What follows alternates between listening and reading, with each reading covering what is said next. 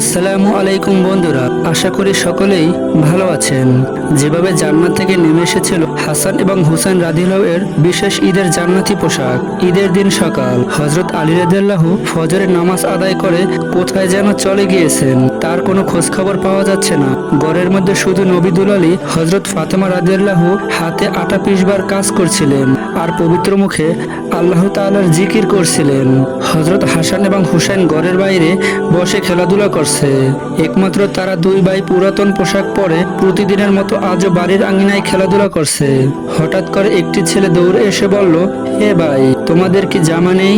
আজ যে ঈদের দিন, আনন্দের দিন। আমরা এই মহল্লার সকল ছেলে মেয়েরাই নতুন পোশাক পরে সজ্জিত হয়েছি, আর তোমরা প্রতিদিনের মতো আজও পুরাতন পোশাক পরেছো।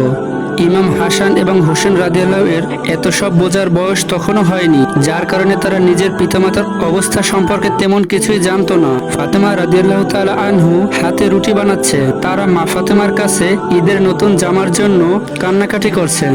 মা ফাতেমার কাছে গিয়ে তারা আবদার করে বলছেন, আজ ঈদের দিন, আশপাশের সমবয়সী অনেকেই নতুন জামা কাপড় পরে হাসি তামাশা করছে, কিন্তু আমাদের নতুন জামা নেই কেন?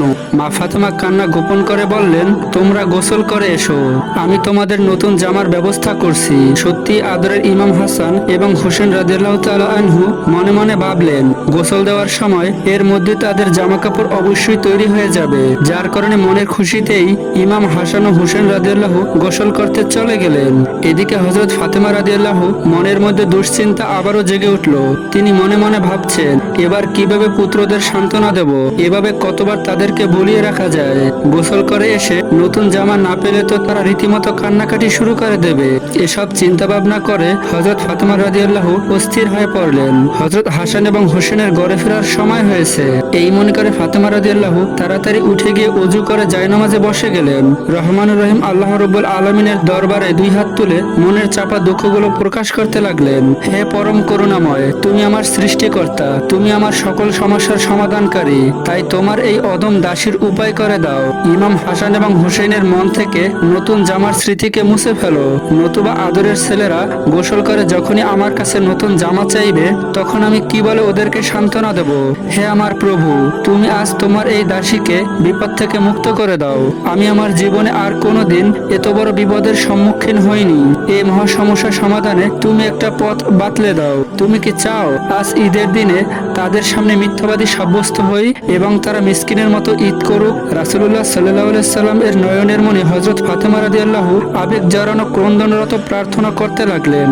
আল্লাহ তাআলা তার দোয়া কবুল করে নিলেন। হযরত ফাতিমা জায়নামাজে বসে সিজদায় পড়ে কাঁদছেন, কিন্তু ঘরের বাইরে কি হচ্ছে সেই দিকে তার নজর নেই। এদিকে তার ঘরের দরজায় একজন ব্যক্তি আওয়াজ করছেন, কিন্তু আল্লাহর দানে মগ্ন ফাতিমা সেটা শুনতে পাচ্ছেন না। আল্লাহ তাআলা তৎক্ষণাৎ হযরত জিবরাইল আলাইহিস সালামকে দর্জির বেশে দুটি জামা নিয়ে মা ফাতেমার ঘরে পাঠালেন।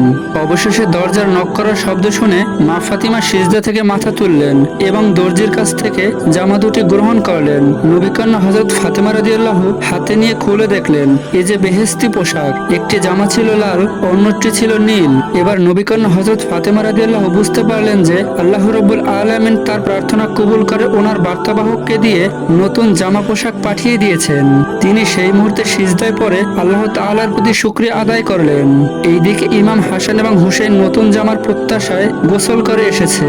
এরপর নবী কন্যা মা ফাতেমা রাদিয়াল্লাহু নিজের হাতে পুত্র ইমাম হাসান এবং হোসেন রাদিয়াল্লাহুকে বেহেশতি পোশাক পরিয়ে দিলেন। তারা নতুন জামা পোশাক পরিধান করে মনের আনন্দে মহানবী সাল্লাল্লাহু আলাইহি সাল্লামের দিকে দৌড়াতে লাগলেন। জামা দুটি দেখে মহানবী সাল্লাল্লাহু আলাইহি সাল্লাম কেঁদে উঠলেন, যা পরবর্তী সময়ে হযরত হাসান রাদিয়াল্লাহু এর বিষপানে নীল মৃত্যু এবং হোসেন রাদিয়াল্লাহু এর কারবালা ময়দানে রক্তাক্তভাবে শাহাদাত বরণের প্রতি ইঙ্গিত দেয়।